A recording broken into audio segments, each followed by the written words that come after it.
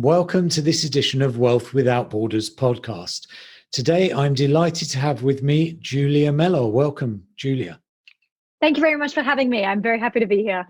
We're happy to have you here. And whereabouts are you in the world and what's the weather like today? Right now, I am in Seoul, South Korea, and it is a nice warm spring day with lovely blue skies. Sounds fantastic. And for those of you who don't know Julia actually has the distinction of being the first non-Korean specialist in Korean traditional alcohol. And she's the founder of the Sool Company, which is a resource for Korean alcohol education and consulting. So very different from any other guest we've ever had on. Should be fascinating. And I'm going to try and pronounce this correctly.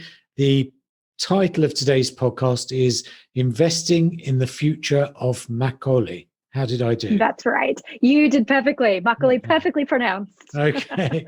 So as you know, Julia, it's 8 questions in just 8 minutes. So are you ready to begin?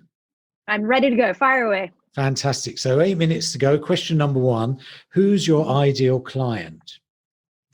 My ideal clients are people that are interested in trying something new in the brewing world, people that want to open breweries overseas and invest themselves into Korean traditional alcohol and a brand new industry of craft.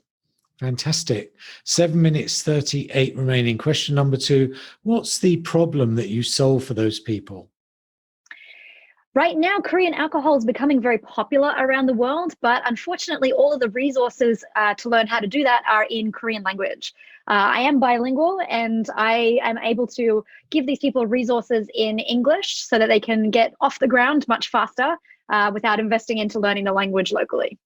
Fantastic. I shouldn't imagine Korean's an easy language to master. Definitely not. 7 minutes, 5 remaining. Question number 3. What are the typical symptoms people experience who have this problem of language and understanding?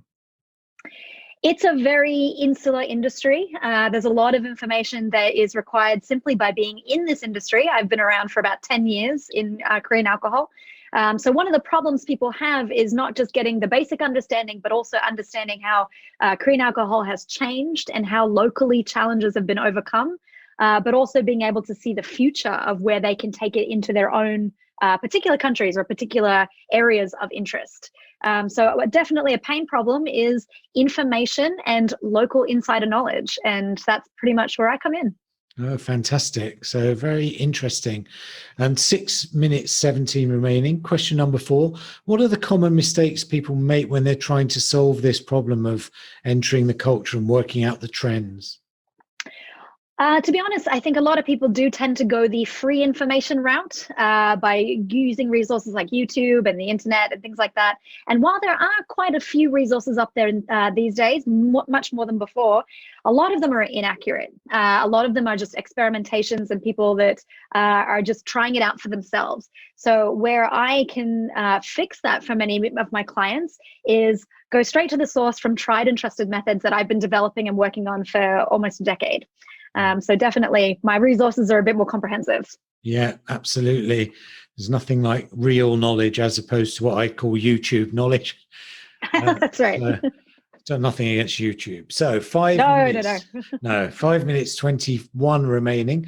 Question number 5. What's one valuable free action that people checking out the show today can implement that will help them solve some of that problem? Yes, so I actually have online classes just to get people interested into how to brew at home, just from a very simple perspective. So one of my courses actually has a free preview that shows you the style of education online that you can start taking these steps. And then you can take the online course and just start brewing at home and see if you like it, see what you're interested in. Fantastic. That sounds great. And 4 minutes, 44 remaining. Question number 6, what's one valuable free resource aside from this preview that you can direct people to that will further help them with that problem?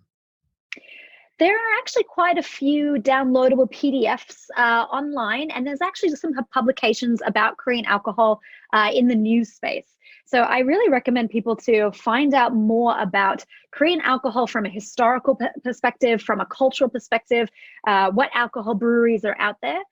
So I would definitely recommend checking out some of those resources online that actually we put up on our website. There's a lot of free content available in terms of just becoming familiar. What is Korean alcohol? Where does it come from? And where is it going? Right. Okay, brilliant. And we'll give a link, obviously, to your website in the podcast. Sure, that sounds great. Great. 3 minutes 52 remaining. Question number 7. What concept or book or program or talk has been most impactful in your experience? There's been a lot of them, actually. I spend a lot of time on podcasts and on resources online. But actually, ever since the pandemic and transforming my business into an online resource, I do tend to listen to a lot of online course podcasts and membership podcasts. There was actually a really great one particular episode, which I was very inspired by, was about a woman who was a specialist in raising goats. Very, very niche market. And she has made a lot of money and a very successful business out of such a very small niche. And of course, Korean alcohol is still very niche for me too. So it was that one particular podcast about how to make a business out of raising goats that made me realize that I too can make a vast business based on Korean alcohol. Fantastic. That was inspirational. Just 2 minutes 46 remaining, so plenty of time. Question number 8. Excellent. What's the one question I should have asked you that would give great value to people checking out the show today? That's a good question. Maybe how popular can Korean alcohol be overseas? How do we access this over into different cultures? Makgeolli is the drink one of the drinks that I'm talking about here. It is very unique because it's unpasteurized and it's very locally produced. And so it cannot be exported because of the nature of the drink. So one of the ways that Korean alcohol can become super popular and successful around the world is when people take that knowledge and know-how and create breweries themselves in their local spaces. There's a real return these days into knowing what you're eating and drinking, into slow food and fermentation. And Korean food and Korean alcohol in general is up there with the absolute best. Fermentation is done effortlessly here. So really one of the best things to ask is, where is Korean food and where is Korean alcohol going to be popular next? And my opinion is everywhere. I think Korean alcohol has endless potential and I look forward to being a part of its growth. Great. So we've got 1 minute 20. We've got time for a bonus question, which rarely happens. But, if you had to bet on one particular type of drink or one particular type of alcohol, I know you've mentioned the one I'm not even going to try and pronounce again. But what would you say? Yes. Yeah. What would you say makes that special? It's special because rarely do we get a chance in the world to discover an alcohol category that we've never heard of before.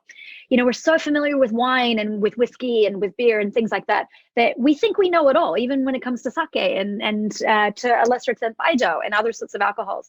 But Korean alcohol has been a strong industry for hundreds of years, but only within Korea. So there is something really interesting and exciting about the benefits of drinking it. Like I said, it's unpasteurized, so there's great health benefits because of the way it's fermented. But there's also rich traditions and histories about how it was made. It's something that you can very easily make in your own home. You don't need specialized equipment, and it's a really accessible drink. So I do think that the world is ready. The world is ready for something new. Well, I certainly am ready. I need a stiff drink now after that. Excellent. Yeah, thank you. I can provide. Yeah. Thank you so much for that. That was, I think, just a really fascinating first glimpse into the fascinating world of Korean alcohol, Julia. So I hope lots and lots of people come and visit your website and get more info, just get more knowledgeable about really what's been quite a private sort of a world, right?